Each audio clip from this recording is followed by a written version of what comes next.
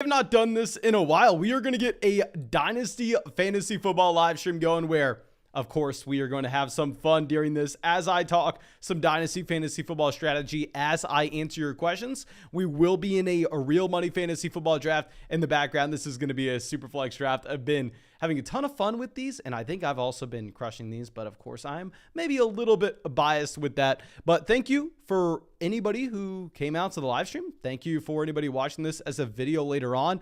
I'll say if you are upset that you were not in the live stream and you want to come get your questions answered next time, I'm answering every single question. All you got to do is subscribe to the channel, hit the bell next to the subscribe button, and let's go look at the chat for everybody who is a part of the flock has managed to come out. We pulled the 108. I honestly, in these superflex drafts, prefer picking at the 108. Like, I think it's pretty difficult actually to pick at the beginning of the draft or the very end. I feel like the 108 is a nice balance, and as long as we get one of our quarterbacks in the first round, I'll be happy. Okay, so our first question coming out from Dominic. Thank you, my man. Says, rate my team and trade.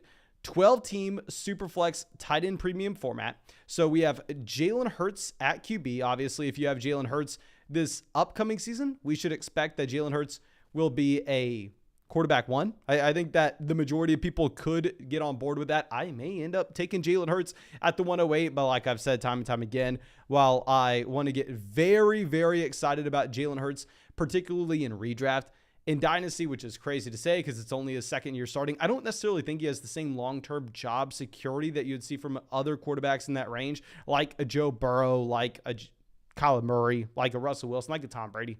Tom Brady's a bad example, just reading off those names. But moving on from Jalen Hurts, we have Leonard Fournette, Austin Eckler, so some win now running backs, Justin Jefferson, Deontay Johnson, Travis Kelce, Irv Smith Jr., Alan Lazard, Van Jefferson.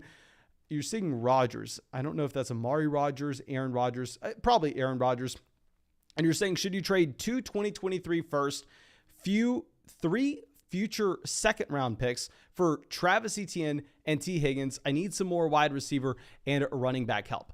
If we're looking at the price tag, it does seem a little rich. Now, I think it's fine at the end of the day, just because you're going to be looking at those two players as long-term assets as well. And going back to what I was looking at with this team, I think this is a team that almost needs to push to win in now. And I hate the idea of trading our future picks at this point of the offseason. But if you're fine with the value, I think this is a team that we want to do it with. Chow coming out to the live stream as well. Thank you, my man. Austin says, John Mechie or Damian Pierce. I already have Breece Hall, Drake London, and Kenneth Walker. I think that you're going to be looking at John Mechie as a player that most likely makes a larger impact long-term. Like if I have to pick a wide receiver or a running back saying, okay, who gives us more production in 2024? I think it's honestly John Mechie, but I would personally take Damian Pierce if your league is going to be active with trades and you feel that you can take Damian Pierce, possibly get the opportunity, get the volume right away, and then flip Damian Pierce at the beginning of the season. Kaepernick coming out with a donation. Thank you, my man, for always coming to the live stream. Says, how do you compare Pickens, Gabriel Davis, and Kadarius Toney? And how would you compare Tom Brady and Kenny Pickett for a contending roster? Okay, so I'm assuming you're asking how we would rank these guys. I think it's honestly easiest to go ahead and rank Gabriel Davis as the wide receiver one out of this group. With Gabriel Davis, I think if you're looking at his price in Dynasty, I'm fine paying it. Now, I know I've talked a ton about Gabriel Davis being a very overvalued player in like these drafts that we're doing, these underdog drafts, these redraft leagues, because he's going like as a high-end wide receiver too. Like that is a little absurd for me. But in Dynasty Fantasy Football, we can say, okay, if somehow he manages to be a top 24 wide receiver year 3 with Josh Allen and the Buffalo Bills, all of a sudden you should expect an exponential gain in dynasty value for Gabriel Davis. So I'd be excited about getting Gabriel Davis in dynasty compared to some of these other options, especially knowing the quarterback that he's attached to compared to George Pickens with Trubisky / Kenny Pickett compared to Kadarius Toney with Daniel Jones. So I would go ahead and go with Davis 1, Kadarius Toney 2. I have him ranked in the same tier as George Pickens, but Kadarius Toney was elite with his yards per route run. We're going to keep it very simple. We're going to go quarterback. Okay. That's what we're going to do in these superflex drafts. And then if we're looking at Tom Brady and Kenny Pickett for a contending roster, let me go ahead and let me pull up my dynasty rankings so I can tell you exactly where I have these guys. Obviously, you want to lean with Brady on a contending team. I just take Tom Brady here in the second round of this redraft league. I would at least caution just slightly that I am a little concerned. And I just repeat, a little concerned about Gronk retiring. And if you look historically about the splits of Tom Brady with and without Rob Gronkowski over the past like 6-7 seasons, it's alarming to see the drop off in production. Now, I personally have Kenny Pickett ranked as quarterback 21 in tier 9, and I have Tom Brady ranked as quarterback 22 in tier 10 of my dynasty rankings. So if you're a contending roster, you probably just go ahead and prefer Tom Brady if you need that quarterback. But obviously, Kenny Pickett should have more value next offseason. Okay, so let's go through and find our next question. This one is Lil John says, would you trade away the 102 for DK Metcalf? Essentially comes down to, do you want Drake London or DK Metcalf? I mean, going back to our dynasty rankings, I do have these players ranked in a similar range, screaming that DK Metcalf was one of the most overrated players in dynasty at the beginning of the offseason. He was going in the second round. I mean, even after the Wilson trade, people were way too high on him. But at the end of the day, it is an elite level wide receiver. He was a wide receiver 1 in year 2 of his NFL career. And on top of that, if you're going to be looking at DK Metcalf, this is a wide receiver that has increased its target share every single season over the past 3. Now, my dynasty rankings, I have DK Metcalf ranked at 12, Drake London ranked as our 13th wide receiver. So I'm sorry, guys. I wish I could come out here and say, oh, no, you're an idiot if you don't prefer Metcalf. You're an idiot if you don't prefer London. But if they're ranked back-to-back my rankings, it's just up to you. Okay, I think it is your personal preference. And real quick, before we make our next selection, let me give a shout out to Underdog Fantasy real quick for sponsoring this live. This is by far and away the most fun thing you could do ever, is getting into these real money fantasy football drafts over there on Underdog Fantasy. We're doing this every single day on the live stream. You can find the link in the chat, find it in the description of the video, find it whenever. You can hop into drafts with us, and when you sign up and use promo code FLOCK, they will match your first deposit dollar for dollar up to $100. You'll get my dynasty rankings, my dynasty rookie rankings, and our dynasty rookie draft guide. Now, let's go ahead and find our next question. This is coming out from Josh. 14-team Superflex Dynasty, 1.5 tight end premium, start 10. So this is going to be a league where we need to prioritize depth, and most importantly, we need to prioritize getting an elite level production at the quarterback position. The supply and demand ratio in a 14-team Superflex format is going to heavily, and I repeat, heavily skew towards quarterbacks, because if we do some quick math, you know how many teams in a 14-team league can have 3 quarterbacks? Very few.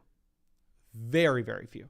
But you're saying you're going to give Clyde Edwards-Helaire, Elijah Moore, Dallas Goedert, Keenan Allen, and Chase Edmonds. You're going to get Christian Kirk and 2 future first. Okay, so these 2 future first, I can, on average, possibly be a little bit lower than what you would see in a 12-team league. I do want to point that out. There's the potential that it's the 113, the 114, yada, yada, yada. And if we just break this down, like Christian Kirk is worth less than Chase Edmonds, Clyde Edwards-Helaire, Elijah Moore, Dallas Goedert, Keenan Allen versus 2 future firsts. I think that's about fair in a 14-team Superflex format. The odds that you could somehow, some way get a CJ Stroud, a Bryce Young, bring in a cornerstone asset to build around for the next... I think it's a fair deal in up to your team direction. On obviously, if you're a rebuilder, it's a lot more appealing. If you're a contender, you may just want to keep the package because it's hard to give up multiple pieces for one in that 14-team league in particular. Okay, so Nick coming out with our next question says, doing a dynasty and a keeper league for the first time, both PPR and 1 quarterback, any recommendations for the best strategies for the first few rounds? I would say, please understand your starting lineup requirements and how they affect how you should be targeting different positions in your dynasty draft. Like if you're in a dynasty league where, say, you have to start 3 wide receivers, you also have 3 flex spots at the same time, that means you can get up to a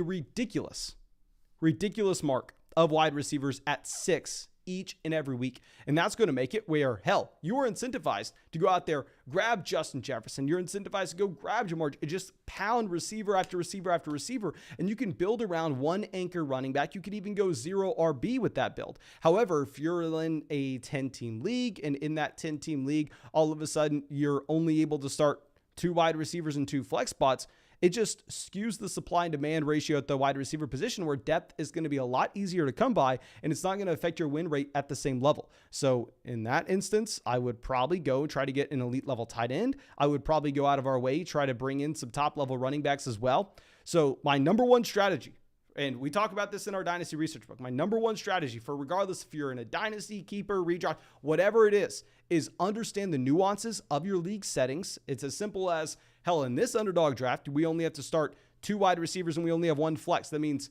we can start up to 3 receivers and we only have to start 2.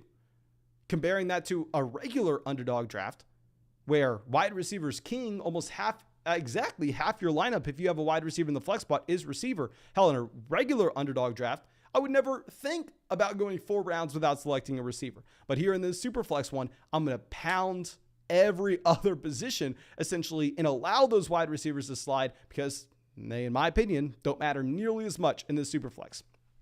So please understand your league settings. Dynasty Football Dad coming out. Thank you, my man. Says, where's Kyle Pitts in a 12-team tight end premium startup ranked for you?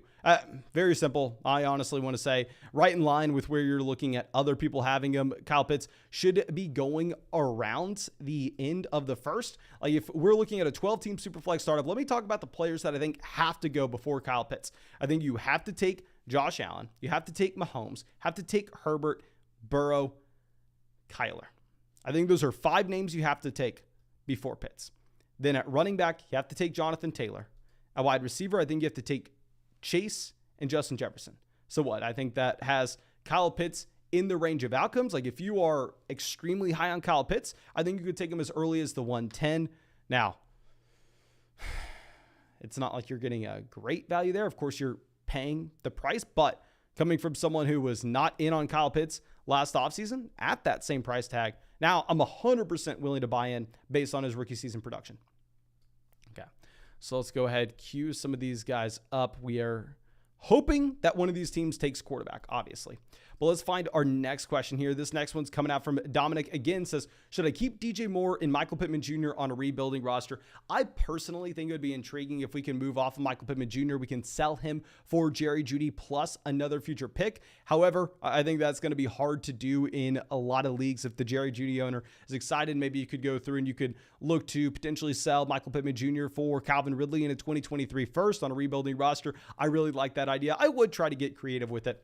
Now, our next question coming out from Josh says, I have Javonte Williams, Justin Jefferson, Kyle Pitts, Patrick Mahomes, and Kyler Murray. Okay, I do not see.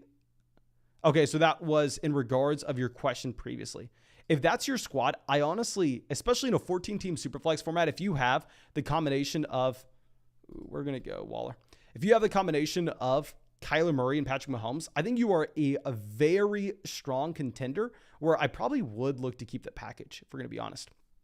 Okay, let me show off this draft real quick. Like I said, in this underdog room where you only have to start 2 wide receivers, I think that I'm going to be completely fine punting receiver. Like I don't care if we get Adam Thielen round 9 as our first guy here. So let me know what your thoughts are. I think it's pretty damn nice when we see Mac Jones go here, pick 57. So we have this team almost monopolizing the wide receiver position. Really good for us when we start 3 wide receivers in a row. And also, let me know what y'all think of the new setup that we have here. I have a standing desk, so I can do some stuff standing. Let me know if this looks horrible, sounds horrible, or if you don't care. Okay, so let's find our next question. This one's going to be coming out from Jonathan. Says, is Rashad Bateman worth a late 2023 first in a 2 quarterback format? I personally am not reading in too much of going, okay, I think this team's a contender. I think this team's a rebuild. No, if it's a 2023 first in a 2 quarterback format, yes, I'm willing to sell Rashad Bateman for that. Okay, Eric says, would you want back as a contender? What would you want back as a contender for Deshaun Watson and a 10-team Superflex PPR? All positions are solid except quarterback. I'm the wrong guy to ask. I hate to say this, and I'll be the first person to admit, once I saw the contract and the resources that you had the Cleveland Browns pour into Deshaun Watson this offseason, trading 3 future first-round picks to get him. On top of that, not only trading 3 future first-round picks, but making him the highest paid player in the NFL of all time when it comes to guaranteed money. I came out and said, okay, I'm not worried about Deshaun Watson being suspended for an entire season. I don't think that's really in the range of outcomes at this point, yada, yada, yada.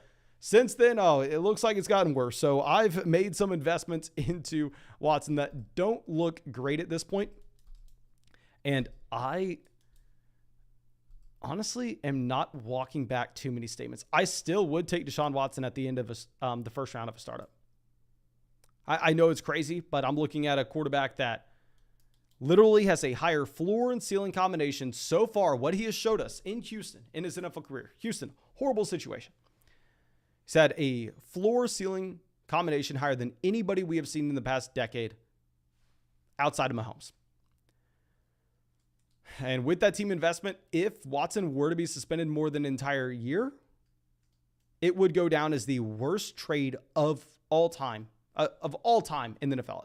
Not only the trade, but the contract they gave him. Let me know in the chat if you think there'd be something worse among any sport. Okay. So let's go through, and Andrew says he loves the new setup. Thank you, my dude. Thank you. I'm hoping that it'll be nice that I can kind of switch things back and forth. I have this wall filled out as well, and I have another desk here. So I'm thinking in videos I can start to do small little jump cuts, which would be nice. But let's find our next question. This one is going to be coming out from Lyndon, who says, who would you prefer over Trey Lance or Jalen Hurts in a Dynasty Superflex format?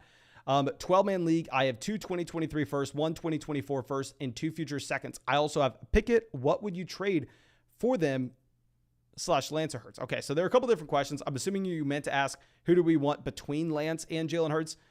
Going back to what we were discussing with Jalen Hurts this year, I think on a rebuilding roster or any roster in general, I'm going to prefer Lance just because I think the long-term job security, which is almost sounds idiotic to say, but what we have to do is we have to take a step back and we have to look at historical trends with what these teams do based on the investment they pour into these quarterbacks. I think you have more long-term job security with Trey Lance. I think that's the case. I would prefer Lance, like I've done for God knows how long now. I am just willing to push all the chips in the middle when it comes to Trey Lance. I have almost no hesitation whatsoever. And if I was looking to move Kenny Pickett for Trey Lance, I'd be willing to sell Kenny Pickett in the future first for Lance. Alex says, I messed up and I only took one running back in the first 10 rounds of my Dynasty Superflex startup. Who would you take the dart throw on between Singletary, Edmonds, and Ronald Jones? I would end up going with Chase Edmonds there. I mean, yes, Devin Singletary, a little bit younger, but if you're going to be looking at Chase Edmonds, this is a running back that has guaranteed money next year as well. And with Devin Singletary not under contract in 2023, so I would be slightly concerned about him just not being in Buffalo. And I think that's really the only thing that gives him value is the fact that he's with the Buffalo Bills. So let's go ahead. Let's take Metcalf here. I know most people probably would prefer us to go Godwin, go Darnell Mooney, so we can get a stack with either Tom Brady or Justin Fields. I think that we want to get greedy here when we're drafting in these tournament leagues. I think we want to try to take advantage to the best of our ability of ADP fallers and trying to create unique teams. So if I can take Metcalf here, and I think there's a chance that I actually get Godwin or get Darnell Mooney, making it back to us pick 89, I'm going to try to do that. We have a massive donation coming out from Tommy Knows. Thank you, my man. Says, Dynasty regular 12-team PPR. I have rookie picks 103, 104, 105. I have Joe Burrow, Jonathan Taylor, DeAndre Swift, J.K. Dobbins, Stephon Diggs, Michael Pittman Jr., DJ Moore. I think Kenneth Walker will be available. Kind of want to trade Dobbins for T. Higgins. What are your thoughts? I love that idea. I mean, I personally, if I have Joe Burrow, especially if you can just bring in Kenneth Walker to replace J.K. Dobbins, who honestly, in my opinion, I think that if you look at them as prospects, I think if you look at their production over the next 3 years, it should be in line with each other, or at least comparable. I love the idea of going and moving J.K. Dobbins, running back going into year 3 of his rookie deal, a running back that, yes, led the NFL in yards per carry his first season there. Yes, that was mainly due to the offensive line, due to Lamar Jackson, but that's still there, okay? So you can get very excited about Dobbins. But I think with no Rashad Penny under contract in 2023, you should have Kenneth Walker with a larger overall role in Seattle, as we've seen the Seattle Seahawks before be willing to feature a 3-down running back where we just simply have not seen that. Haven't seen it in Baltimore. Like, when's the last time Baltimore had a 3-down running back? Please answer that question. Let me know in the chat. When's the last time they had a 3-down RB? T. Higgins was a top 12 wide receiver, or maybe the wide receiver 13. He was a low-end wide receiver 1, high-end wide receiver 2 last year in an offense where Ja'Marr Chase went nuclear. I'm completely fine going ahead and making that trade for T. Higgins, especially if we were already betting on that Cincinnati Bengals offense. Okay, so Devonta Smith goes. I know a lot of people are not going to like this. I don't really care. I'm just going to be trying to draft teams that I think have the highest ceiling. And like I said, in a regular underdog draft, a wide receiver is king. You need to slam in those receivers. You have to start 3 every single week. You have the flex spot as well. They will get soaked up so damn early that if you do not have those receivers, you're boxed out and it's so damn hard for you to access any type of ceiling. But here, when you only have to start 2 wide receivers, I don't really care about that. I don't want to be placing a premium on the wide receiver position. Instead, I'm willing to just say, hell, give me the player that's going to score the most points. I have to start 2 running backs. I have to start 2 receivers, and I get a flex. Give me the player that's going to score the most points. I think Josh Jacobs does outscore the wide receivers in this range. Okay, so let's go ahead. Let's find our next question. This next one's coming out from Baca, who's been a part of the flock for a long time. Thank you, my man. Says, Darnell Mooney or Devonta Smith? I can actually go through and pull up my rankings for you. And what's hilarious, and I am so sorry I have to do this. I know it's boring. I know it would be a lot more fun if I came out and I pounded the table and went, you know what? You have to take Darnell Mooney. You have to take Devonta. In reality, I got these guys ranked back to back. I have Darnell Mooney, wide receiver 31, Devonta Smith, wide receiver 32. And you know what? It's embarrassing. These guys need to be 2 spots higher as well. I have Darnell Mooney, wide receiver 29. I have Devonta Smith, a wide receiver 30, directly behind Elijah Moore, Amon-Ra St. Brown, Rashad Bateman, Jameson Williams, Terry McLaurin, Keenan Allen, Mike Williams. But I have them ranked back to back. Hate to say it. It's up to you. If I had one of their quarterbacks, I'd use that as a tiebreaker. Now, our next question coming out from Soldier says, love your advice in your videos to tear down top tier assets. Should I give up Ja'Marr Chase to get Javonte Williams and Jameson Williams? Thank you, my man, for supporting the channel. And I like the idea overall. I don't think you're getting enough value in return, if I'm going to be honest. Like, if you're looking at Jameson Williams, he will simply never be in the same offensive environment. He will never... Russell Gage goes. We were hoping that we had Russell Gage for the stack here. It is what it is. We're not going to be panicking about these stacks. We're going to go ahead and take a wide receiver that I can't stop drafting. We're going to go Michael Thomas. But if you're looking at Javonte Williams and Jameson Williams, you're just simply not getting nearly enough value for Ja'Marr Chase, in my opinion. I mean, with Javonte, he'll be in a committee this upcoming season. He'll most likely be a running back too. Jameson Williams won't be playable. You're giving up a top tier asset. I think if you're going through and you're looking to make those pivot downs, like the pivot down we're looking for is someone we drafted here with pick 80, DK Metcalf. In Dynasty, you're looking to take DK Metcalf and trade him for Jameson Williams in a future first. Like, those are the type of deals we're looking for, not trading Ja'Marr Chase for Javonte and Jameson. Now, Real Talk says, what do you think about Josh Jacobs and Russell Gage for Cam Akers? I think it does come down to how many players you have to start every single week. Because if you're in a 12-team league where you have to start 11 or more guys, Russell Gage will have a massive role on your team. Like, Russell Gage will impact your expected win rate. Whereas if you're in a shallower format, you're in a 10-team league where you only start 9 guys, all of a sudden the depth wide receiver like Russell Gage for a contending roster in particular shouldn't matter nearly as much, because you should already have access to wide receivers with a higher floor ceiling combination on a week-to-week basis. So I hate to give you this answer. It's a cop-out answer, but it will depend on your league format. Okay, Noah says, bit of an obscure / inconsequential one, but KJ Osborne and a future third for Laviska Shenault and the 304 in a 1-quarterback PPR 12-team league contender. I may be just I may be a fish. I will admit that. I could just be a straight-up fish in this scenario. But personally, I think I'm going to go ahead and I'm still going to take Laviska. Now, I will admit, the drafters on Underdog, people that are very smart, and Underdog's already had they've had millions of dollars of fantasy drafts kicked off this offseason. Like, there's so much that goes into this ADP. They are consistently taking KJ Osborne ahead of Laviska Shenault by a wide margin. Now, what I am wanting to almost use as a tiebreaker in this scenario is looking at the range of outcomes if both players hit this upcoming season. Because we can look at Laviska Shenault and go, okay, if somehow, some way, he becomes a top 24 wide receiver, he's the wide receiver 22 on a points per game basis this year, which is highly unlikely. But if that happens, we could see it.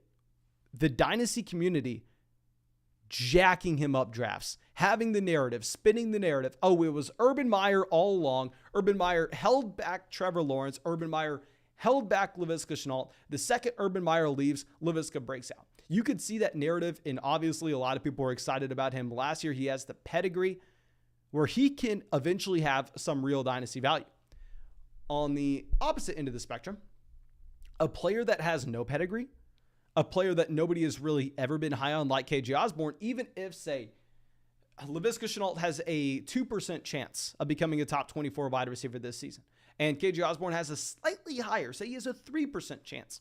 Even if KJ Osborne does succeed in becoming that top 24 wide receiver, he's still not going to have any dynasty value next year.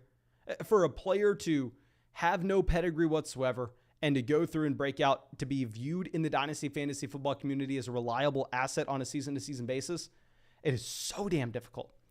Okay, so now our next question coming out from Dominic says, do you prefer Garrett Wilson or Elijah Moore for the long term? I prefer Garrett Wilson. I think he is a better wide receiver prospect. I think he is the wide receiver 1 in New York. Of course, if you're betting raw expected points this upcoming season, you're going to go with Elijah Moore. I think Garrett Wilson also has more upside.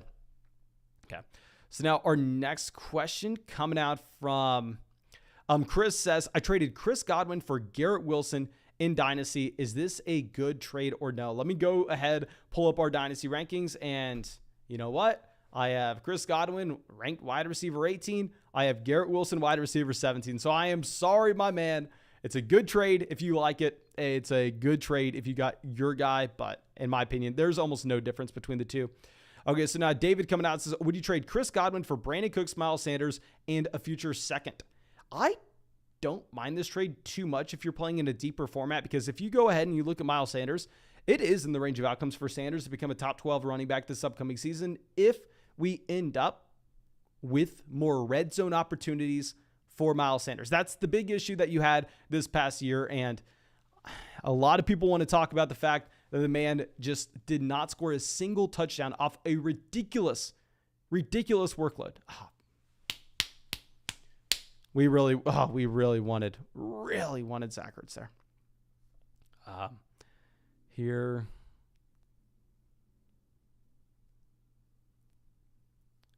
Do we just reach on a running back? You know what? We'll take it as a sign that we are just talking about Garrett Wilson, and we'll take Garrett Wilson, even though we probably should go Chase Claypool for taking a wide receiver. We'll take it as a sign. We'll just go Garrett Wilson. But going back to what we were talking about, I don't even know what we were talking about. Okay, with Miles Sanders, you have to look at the fact that, yeah, he didn't score any touches. He did have a very large workload, but he wasn't getting any red zone opportunities. It's not like they were like, okay, we are second and goal. Let's hand it off to Miles Sanders. And then, oh, he doesn't get there. We got to bring in Kenneth Gainwell. We got to give Miles Sanders a breather. Now Kenneth Gainwell vultures. No, that didn't happen. Miles Sanders just never got any red zone opportunities this past season. So I would say that's concerning. I do think it's a fair deal. Loco says, Mason, what are your thoughts on Rachaad White? Would you give up a future second for him? I have 4. I think with Rachaad White, this is a running back that's a part of an elite level offense. I think this is a running back that is going to have a role as a receiver. If you look at the workload that Ronald Jones had left behind, I mean, there are over 100 touches available. There are like 600 yards in Tampa up for grabs in that backfield this season. What you're obviously excited about is not necessarily the small receiving role that he'll have alongside Leonard Fournette. What you're more excited about is you're more excited about the raw upside that he could potentially have if Leonard Fournette were to go down. So yes, I think 2023 second is completely fair. Henry says the best day to have drafted was the first day before the ADP adjusted. My man, I'm right there with you. Sadly, I was setting up the studio. I had, I believe, 2 or maybe 3 drafts I was able to kick off with these Superflex puppy drafts on the first day. But I agree with you. Like that was, they had all the quarterbacks like way down low. People didn't really know how to value them. I was getting Kirk Cousins at like the 311. Okay, so now our next question coming out from Simon says, if you were in a startup draft, where would you be comfortable drafting DK Metcalf? Okay, I actually just broke down a startup draft. I'll talk about where I'm looking at him in terms of our wide receiver rankings. I think Metcalf is now going to be, I don't want to say put in a box, but he's going to be right there as a low-end wide receiver 1, high-end wide receiver 2.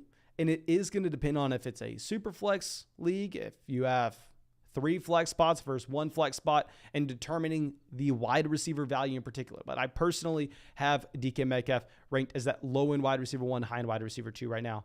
And do we just take Robert Woods? I think we go Robert Woods. We have Treylon Burks, and maybe we make that correlated bet on the Tennessee Titans offense. I know we have a lot of players that may not necessarily give us production at the beginning of the season. We have Treylon Burks, Garrett Wilson as 2 rookies. Now we're taking an injured player in Robert Woods. But here, I don't think it matters. Like I said, you only have to start 2 wide receivers every single week, and it's a 20-round draft. You have so many opportunities to backfill depth. Okay, so now our next question coming out from Aziz says 101 and the 412 for the 104 and 209 in next year's 3rd round pick in the rookie draft. Okay, so I'm assuming that you're talking about startup picks here, because this would not make any sense if it wasn't a startup pick trade. And if you're trading that 101 to the 104, it's actually a pretty big gap, because that 104 is where you see the tier fall off. I mean, you have those top 3 guys with Allen, with Mahomes, with Justin Herbert, but to drop down to 104, that is pretty tough. Let me go ahead and pull up an actual startup draft that Zachary, a part of the flock, just sent me. I know the majority of y'all know who Zachary is, and he just hosted a flock startup in our locals community. He's hosted like 5 in our locals community. If you are not a part of our locals flock community, make sure you do it. It's in the description of the live chat. There's stuff behind the paywall, like my rankings and stuff are behind the paywall, but there are also free things a part of that community, like live streams, and also here with Zachary hosting these leagues. But let me go ahead and figure out, okay, the 104 in this draft was Lamar. I think that's not going to be the case in the majority of these drafts. I think you possibly see Burrow, Kyler, just one of those quarterbacks we can look at. So you're essentially trading that 104, and then you also said the 212. Am I correct? The 104 and the 209. So the 209 in this range would have been Javonte Williams, DeAndre Swift, Breece Hall, so that tier of running backs. So just call it DeAndre Swift. So you traded Kyler Murray and DeAndre Swift for the 101, so Josh Allen, and then the 412. So Josh Allen and DJ Moore, or Josh Allen and Kenneth Walker. I honestly am fine pivoting down there at running back, dropping a tier in running back to go out of our way and to get that elite upgrade to Josh Allen at the quarterback position. The future 3rd round pick literally does not matter at all when we're moving assets this large. So yeah, I'm fine going and getting Allen there. Okay, so let's scroll this down. We have 5 receivers, which, we are heavy on wide receivers in this draft compared to where I usually am now. Yes, we drafted them pick 80, 104, 113, 128, 137.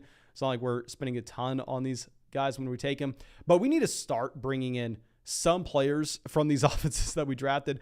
Obviously, we took Arizona, Tampa, Chicago. So when we have the shot, let's go ahead and let's grab Cole Kmet here. Let's get a pass catcher for Justin Fields, try to do our due diligence and get some correlation in this roster, which we have done a very bad job of doing so far. But let's go ahead and find our next question here. Our next question's going to be coming out from Tyler. It says, how do you rank Swift, Javonte, and Breece Hall? If I pull up my Dynasty rankings, I currently have DeAndre Swift, running back 3, Breece Hall, running back 4, Javonte Williams, running back 5. I do have DeAndre Swift in the tier by himself there, though. And 365 Dynasty Fantasy Football says, how many years do you think Matt Ryan has left in the tank? Is he worth holding on to in a productive struggle as a quarterback 2/3 option for the next couple seasons? No, not a productive struggle roster. Like, there's no real reason to do so. Like, if you go ahead and you look at Matt Ryan, this is the best thing to do, in my opinion, just to understand the range of outcomes for what it takes for these quarterbacks to actually make it into your starting lineup in terms of pocket passing options, okay? Because we can go ahead, we can go map out how many passing yards that Matt Ryan can have compared to the rest of the NFL and go, okay, Matt Ryan could still be a fantastic, yada, yada. What I want to look at is the fact that Derek Carr was a top 5 NFL quarterback this past season with his passing yards, right? So you would assume, oh, Derek Carr was a great option in fantasy. Like, Derek Carr hit to the fullest measure he could ever dream of. However, if we go through and we look at Derek Carr on a per game basis, according to Fantasy Pros, I just pulled up the first website I'm looking at is Fantasy Pros. You have Jimmy G, Tannehill, Winston, Wilson, Cousins, Stafford, Burrow, Dak, Rodgers, Lamar, Jalen Hurts, Patrick Mahomes, Kyler Murray, Tom Brady, Justin Herbert, Josh Allen, all outscoring him. So you had the best situation you could ever dream of with the pocket passer option in Derek Carr. He doesn't provide you any rushing production whatsoever, which severely handicaps his fantasy football production overall. He is a mid quarterback too, despite being a top 5 quarterback in the NFL in passing yards this upcoming season. So if we're looking at Matt Ryan and we are trying to just draw out the range of outcomes for Ryan, do we think he can ever turn into a top 5 passer? Is that ever going to happen now that he's 37? No, it's not. And even if it were to occur, he still doesn't have the upside of a Herbert. He still doesn't have the upside of a Hurts, a Lance. These guys are actually going to drive your win rate. So what I would rather do is I'd rather go, you know what? Let's punt off Matt Ryan. Let's sell him now for whatever we can get. Let's bring in some future draft capital, and hopefully we can hit on a quarterback that has some rushing upside in a future rookie draft. Because here, you don't need a ton of rushing upside. You don't need the guy to be Lamar Jackson. He doesn't need to be Jalen Hurts, but he can't be Derek Carr. He can't be Matt Ryan. He can't be Tom Brady or Matthew Stafford. If you're going to be Tom Brady or Matthew Stafford, at this point of how fantasy football is developed, you legitimately have to be a top 3 passer in the NFL, and Matt Ryan's never going to get there. Okay. So John says, traded away Najee Harris, Terry McLaurin in a 2023 third for Cam Akers, T. Higgins, and a future first in a 10-team one quarterback format. I'm a rebuilding roster. Is this a good move? Okay, so I think if we're looking at adding on a first, like I prefer on a rebuilding team, the Cam Akers and 2023 first over Najee Harris. And on a rebuilding roster, on any roster, I prefer T. Higgins over Terry McLaurin by a mile. A great deal, my man. I really like that. Now our next question coming out from Massage says, I get Marquez Brown and a 2023 first. I give up Deontay Johnson and a 2023 second. Do you mean Hollywood Brown? Do you mean Marquise Brown? If you're talking about Hollywood Brown, you probably take Hollywood Brown in the first. If you're talking about some wide receiver I don't know of, then we'll probably take Deontay Johnson. The Vital Message says, what is your first impression of the 2024 rookie class?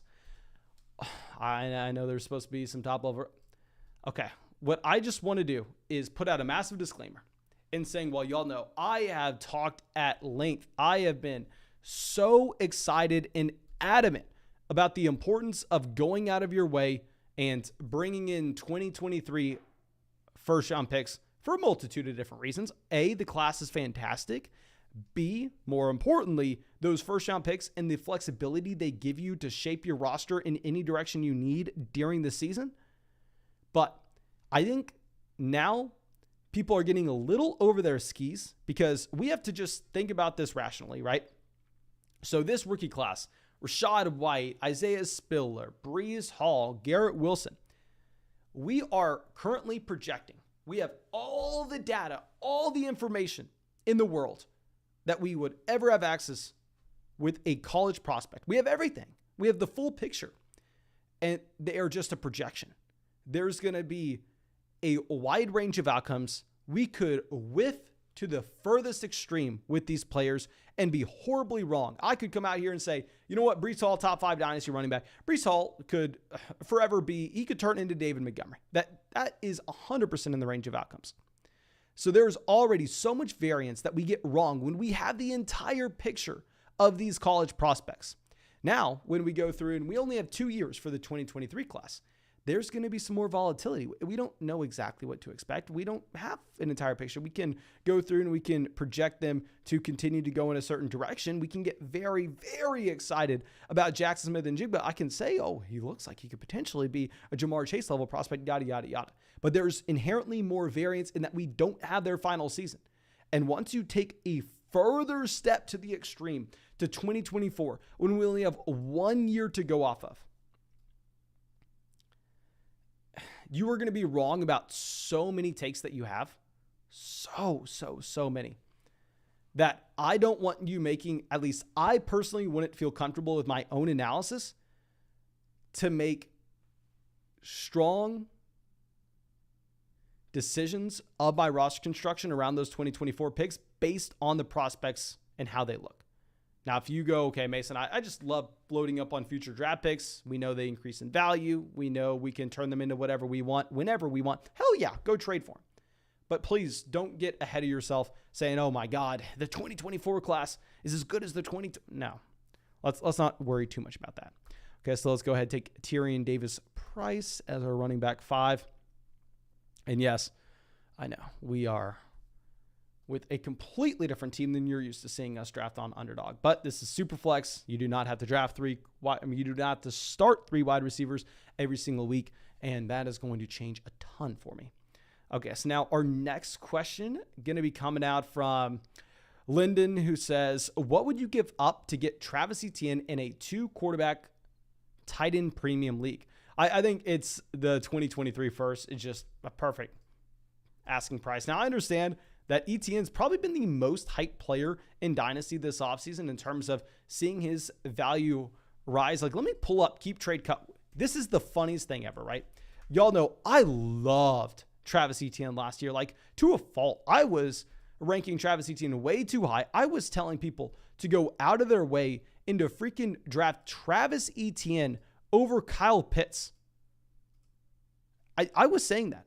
I loved Etienne. We were calling him the new DeAndre Swift, the new Aaron Jones, the new Alvin Kamara, all about the player that is an elite pass catcher and has the size to have red zone usage. That's all we look about. That's all we look for. That's why we loved Swift last year. That's why we loved Travis Etienne. But what is so funny is if we go back a year from now, right? Let's go to June 25th on Keep Trade Cut. You know where Travis Etienne was ranked? This is back when we thought Trevor Lawrence was good. We thought Trevor Lawrence was going to be a generational quarterback. And I'm saying we as in the entire Dynasty community. We thought he was attached to an elite level quarterback.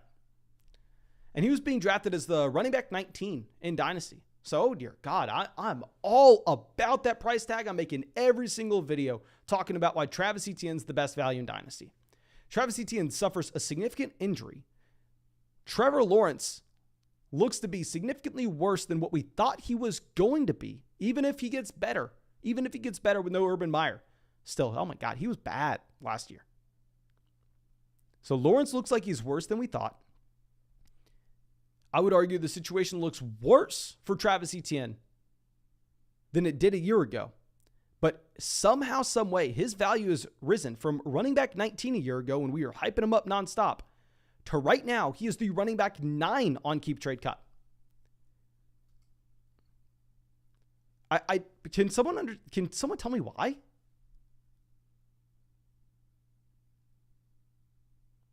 Like I loved him. I was annoying people making video after video after video after video after video screaming about Travis Etienne last year's running back 19. But I'm silent now because he's a worse quarterback than I thought he was going to. And he costs way more. Okay.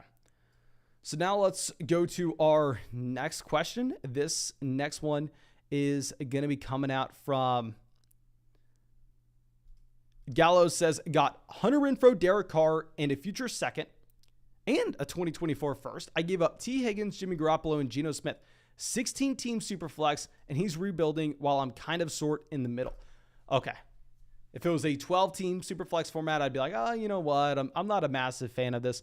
No, in a 16-team Superflex league, dear God, if we are looking at getting Derek Carr into a future first for T. Higgins, essentially, like that's almost what the trade came down to. That is fantastic. Like, go through and think about this. We actually wrote this up. Let me see if I can pull up my Dynasty research book real quick. Of course, it's available on flockfantasy.com.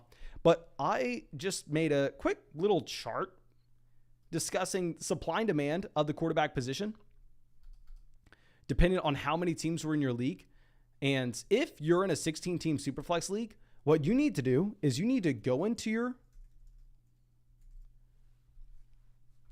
draft and take quarterback.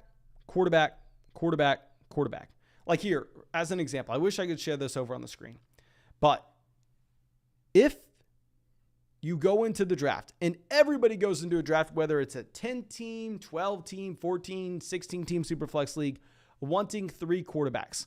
And we know everybody has that same goal. How many teams are able to get to 3 quarterbacks realistically in a 12-team league? So if we do some quick math, say in a 12-team league, you know you're going to have that one ass that wants to hoard the quarterback position. He takes 4 of them. He takes 4 starting quarterbacks. And then from there, say you have half the league, 6 teams are able to get 3 starting QBs. Then the other 5 owners, they're still left over with 2 starting quarterbacks, right? And I know it would be a lot easier if I break this down with the actual screenshot. But if we go and we look at the 16-team side of the chart, and if we assume that no team's able to hoard 4 quarterbacks, right? Everybody wants to get 3. And we say only 5 of the 16 teams can get to 3 quarterbacks. That's not many at all. You have 6 teams getting to 2 quarterbacks and 5 teams left over with only 1 quarterback in a superflex format.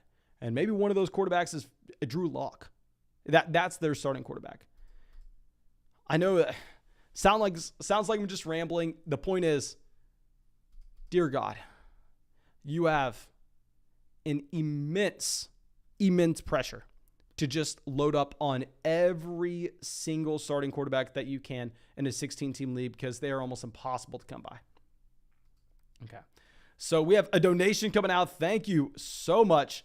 Let me pull this over here and we'll get to that donation. This is coming out from Randall, who says, just wondering if my trade was good at all. I gave up Miles Sanders, Jalen Waddle, Derek Carr, and a 2023 second and third round pick for Brandon Cooks, Sky Moore, Dak Prescott, A.J. Dillon, and a future first, and the 12-team PPR non-superflex. Okay, I'll be the first person to admit I'm not the best at evaluating quarterback value in a 1 QB league. Since 2017, I've moved all my dynasty leagues to just being superflex. Now, I do prefer, if I'm going to play redraft, to actually have that as a 1 quarterback format. But when it comes to dynasty, I mean, I am almost exclusively superflex. I'll say I am exclusively superflex. So it's difficult for me to look at Dak Prescott, know exactly what he is worth here. But if we just break down the other pieces of this deal, I prefer A.J. Dillon over Miles Sanders in dynasty, as I'm assuming most people would. I think if you look at a 2023 first and Sky Moore, a lot of smart people that I listen to would tell you that that's a better package to have than Jalen Waddle. Now, I don't necessarily think that it's a landslide by any means, but if we just say, okay, well, the Sky Moore in 2023 first is equivalent to Waddle in a 1 quarterback format, then you're moving Derek Carr, a future second and third in a 1 QB league. Those picks are going to be worth a little bit less for Brandon Cooks and Dak Prescott. I personally like the deal. I don't want to come out here and act like, oh yeah, you robbed the man, it was a landslide. But no, yeah, I like that trade. I think it's a fair value on both sides. I think you probably got the best of it just slightly. Okay, so let's go ahead. Let's try to find our next question here. This one's coming out from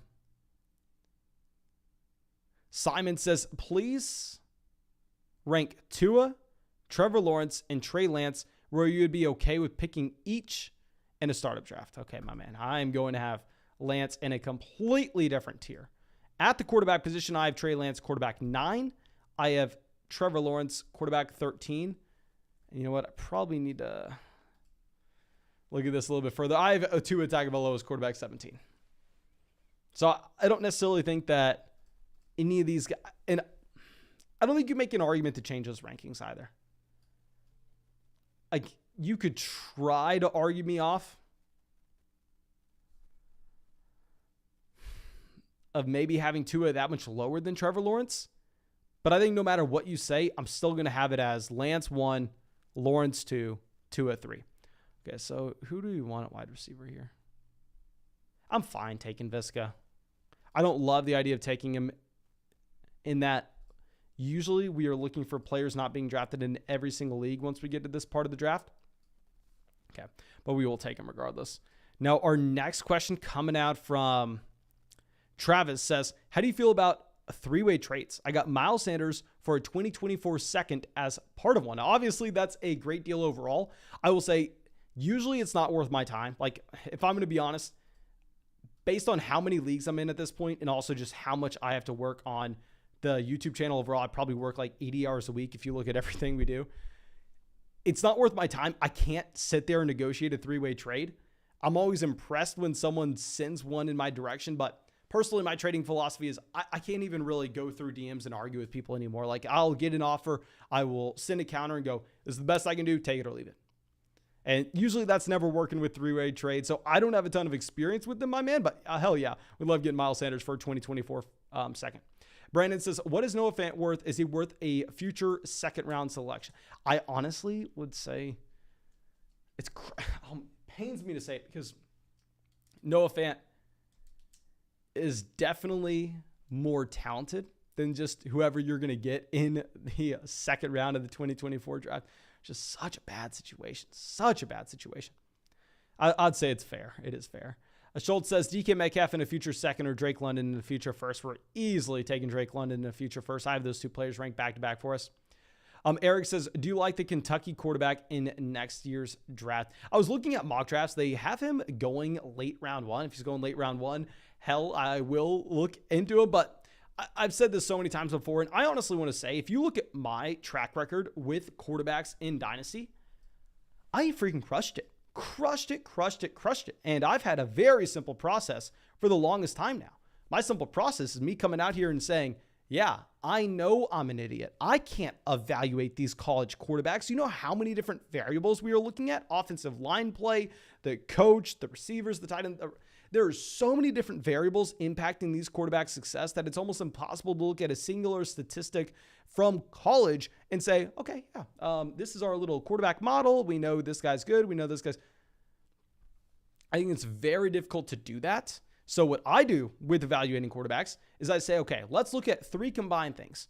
Let's look at the NFL draft capital because that indicates how likely they are to start at the NFL level and for how long they are to start at the NFL level. It's the most predictive thing by far and away at the quarterback position in determining job security and in determining starts overall.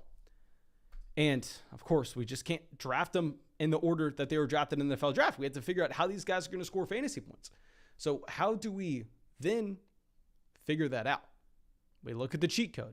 We look at the rushing ability of said quarterback. So we're going to combine their draft capital, their rushing ability, and on top of that, we are going to be combining the situation they go into. This is why last year I was so damn adamant that everybody was a fool for insisting that Justin Fields was someone you needed to draft over Trey Lance. I was sitting here saying, hell, I know I'm stupid. I can't sit here and watch Ohio State tape. I can't see Trey Lance dominating small schools and tell you, oh no, this quarterback has better mechanics. No, that's not my job.